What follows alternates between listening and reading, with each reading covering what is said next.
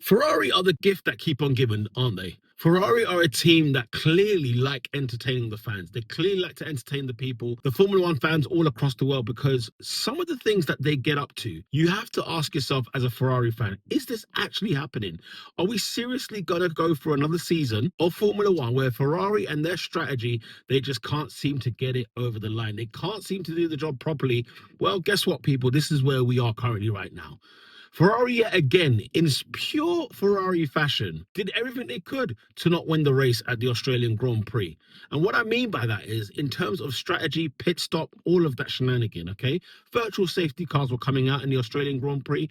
A moment, a time where people can use that time to go ahead and pit and change their tires and do what they need to do, try and gain track position, try and gain an advantage ahead of the competition that they are currently facing. But of course, Ferrari are not a simple team. They're not a team that do simplicity very well. They're not a team that really think about what they're going to do next. They're not really a team that actually look at the whole level playing field, because on two occasions at the Australian Grand Prix, there was a virtual safety car. And in that moment, everybody, and I mean everybody, was pitting except them. And now, don't get me wrong, they were currently at that time P2 and P3, P4 around that time of the race. And they had the advantage of basically going in front had they not pitted and everyone else did, which is what happened. So we saw Charles Leclerc in front. We saw Lewis Hamilton in front as well. But both drivers were asking the question, should we pit? Because everybody else is pitting.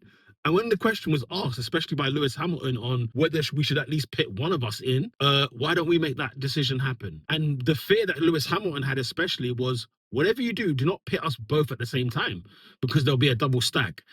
But the fundamental things I find hilarious about Ferrari is, now I think something else is going on. Surely there's a bet on. Surely there's some sort of prank or some sort of game. Because a team that constantly, and when I say constantly, I mean all the time, seem to completely flop this base, it's actually remarkable. It's pretty unbelievable. I'm amazed at the fact that year after year, Ferrari just don't seem to learn from their mistakes. They don't seem to learn from their mistakes.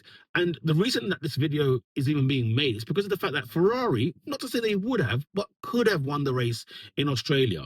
If there's one thing that we are certain for sure, is that Ferrari have a proper car this year, at least for the first half of this season. And the reason I say first half, because I've been through this cycle before. I've been through this rodeo where Ferrari look like they're a team who are ready to go and capitalize and pounce and take on the championship, be a title contender, and then it all comes to failure at the end. I've been here before. I've seen this. I know exactly what this is like.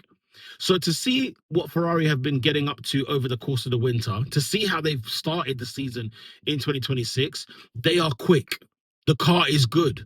The aero is good. The chassis is good. The engine is powerful and it's reliable. So there's so many things that are positive, that are good about Ferrari's car in 2026. But if there's one thing that remains in Ferrari, the one thing that they can't seem to just get rid of is the strategy calls. Because both cars stayed out on track, and of course, it gave them track position for only a short moment in time. The tires were cooked, and of course, Mercedes came through in the form of George Russell and Kimi Antonelli. George Russell, who took the race win in Australia. Kimi Antonelli, P2. Right, a guy that wasn't really in conversation in terms of the race win over the race, but finished ahead of both Ferraris. Now, granted, let's have it right. Ferrari had a good result in Australia. I'm not here to bash them in that sense, but they could have really made this race their own. They could have really at least thrown a spanner in the works, make Mercedes think, make Mercedes work for the race win. Because let's have it right, Mercedes did not have to work for this race win at all. George Russell at the end of the race said, that was lovely. I love this car. I love this engine. And, you know, they've got George Russell now, who's doing walking interviews post-race. I'm seeing man on Sky, on F1 TV, on Channel 4 here in the UK. And he's not just doing interviews. He's walking and talking. He's got a bit of swag about him. He's there living La Vida Loca. He's loving it. He's loving every ounce of it. And why not? Because at the end of the day, Ferrari made it easy for Mercedes. Mercedes, I believe, were the best team on the weekend. And I think they were going to win the race regardless. But what we saw in the first, let's say, 10 to 15 laps, where Charles Leclerc and George Russell were exchanging first leader of the race, we could have seen that a lot more down the line.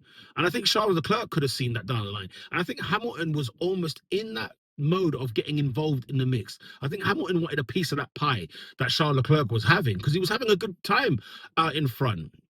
And you would want at least the race to end where, like, you know what, we lost to the better team on the day, we lost to the better driver on the day. You know, George Russell was simply outstanding. Give that kind of feedback.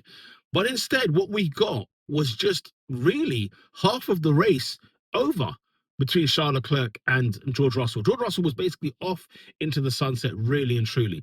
The Mercedes car is deadly. It's an absolute machine. It's a rocket launcher. And Ferrari have got to try and make strategic moves in order to sort of counteract Mercedes's offense, if you will. Because if they don't, then we could see, depending on where the season goes, we could see Mercedes absolutely going away with it this season. And that's not something we want to see in Formula One. We want to see competition. We want to see drivers, fighting for the title. We want to see different teams. Now, Formula One season is a long season ahead. There's 23 races to go. There's 24 races in a season. And don't get me wrong, this title race is not over. Absolutely not. Things are going to happen along the way. But the indication of Ferrari's approach to racing is very, very, very alarming because we've been here many years before. And I think the alarming thing of it now is the fact that we're still going through this in 2026. They had once virtual safety car where, they could probably be forgiven for not pitting both cars, right? Where Hamilton's like, I think we should pit, or at least one of us should pit. Don't you think we should go in?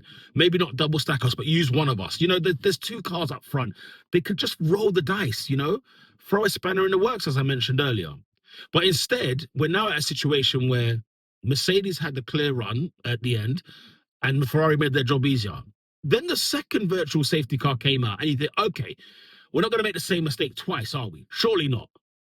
Oh, yeah, in true Ferrari fashion, they absolutely did. The one thing that we thought they wouldn't do, guess what, ladies and gentlemen? They went and done it again, not pitting either car, and other teams taking advantage. And that's the bit where I just thought, you know what? Something needs to be said because back in the day or over the course of the last 10 years or so, we've laughed at Ferrari's strategy. We've laughed about how much of a clown show it is, right? And because it has been at the end of the day. And even Ferrari fans will be like, yeah, bantering and telling you the same thing. But I think now we're at the stage of, no, this is alarming, guys. We need to have a conversation. We need to arrest this situation. What on earth is going on at Ferrari? What are they playing at? What are they doing? Because this will cost them the title. Make no mistake about it. It will cost them the Drivers' Championship. It will cost them the Constructors' Championship. Two titles that they are firmly in this season. They've done all the hard work in the winter. They've done all the hard work behind the scenes in the factory, all those in Maranello. They have done all the hard yards. They've got two outstanding Formula One drivers. They are ready to go. They're ready to go. And don't get me wrong, maybe Mercedes' car is simply better, but at least let's see that because we're not even seeing that much. What we're seeing is Ferrari be quick. They've got the package. They know what they're doing. Well, I say they know what they're doing. The main problem that I'm having with them is they don't know how to secure the bag. They don't know how to play the strategy. They don't know how to take risk because everything is a bit too cautious. It's going to cost them in 2026. So if they continue in this vein, Ferrari are not here to win the championship. They're not here to win the title. And what's ironic is that Lewis Hamilton at the start of the season said, we are here to win, first and foremost. So P3s and P4s might be okay here and there, but they are going for pole positions. They are going for race wins. They're not here to muck about. But here we are with Ferrari. This is what we're up against. This is what we are dealing with in 2026 already. Race week 1. And there is something to discuss about Ferrari. Just when everything is going well, just when everything is going right, or what seems like is going right, they find a way. They always find a way to mess things up, to drop the ball. And yet here we are in 2026. Once again, Ferrari doing Ferrari things. What can go wrong will go wrong with Ferrari. I've said it year after year after year. And most of these years, I've been doing a bit of banter. I've been joking. I've been laughing at the fact how hilarious it is. But it's time to get serious now. I think this is a major concern because if Ferrari do not take life seriously, then who will? Who will? This will be a team that you just say, do you know what? No, this is actually an epic fail. Ferrari are the juggernaut. They're the biggest team in Formula One. They are, when you think of Formula One, you think of Ferrari first and foremost. When you think of Ferrari, you think of Formula One. But there comes a point where we have to peel it back and say, hang on a minute, this team is a disgrace to the sport, you know? And it sounds harsh. It sounds, Peter, calm down. I would calm down, but the fact that we've had this year in, year out, and I'm not saying, guys, that had they got the strategy right, they would have won the race. What I'm simply saying is they need to stop messing about. They need to get their finger out and get their act together and actually go for the title. Actually go for it. Because if there's one thing I saw on the weekend, the only people going for the title was Charles Leclerc and Lewis Hamilton in the Ferrari camp. Nobody else. And nobody could quite make sense. I mean, when the Mercedes drivers had pitted in, before during this virtual safety car, all of a sudden George Russell was 10 seconds behind Lewis Hamilton, and Hamilton was like, "How's that happened?" Under the virtual safety car, you lose about 13. They said 13 to 15 seconds under the virtual safety car, right? And obviously, George Russell and the like were ahead of Lewis Hamilton. But if you sort of add 13 seconds to the lap time, and then let's just say the virtual safety car, you're driving under a certain limit. I think it's like 40% of the pace, and yet George Russell somehow managed to be 10 seconds behind, like within laps. And so Lewis was like, "This is a joke. Like, how's this happened?" You know, and just to give themselves a fighting chance. Let's have a battle. I think that's what the drivers wanted. Give me something where we can at least, even if it's for 30 laps of the 58 in Australia, give us something, not 10 laps and be done. The Ferrari car this season is a rocket launcher. They need to make it work. They need to use it to the best of their abilities, because Ferrari are doing what they can, as they always do, just absolutely flop the base. And in the past, I've been bantering and laughing about it. It's been funny. It's been hilarious to watch. But now it's not funny anymore. Ferrari need to get their act together. Otherwise, they are throwing away this championship and gifting it to either George Russell, Max Verstappen, any of the McLaren boys.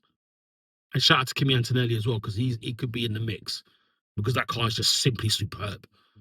Ferrari need to get their finger out and deal with this problem seriously. Take this seriously in 2026. Otherwise, they have given the title away.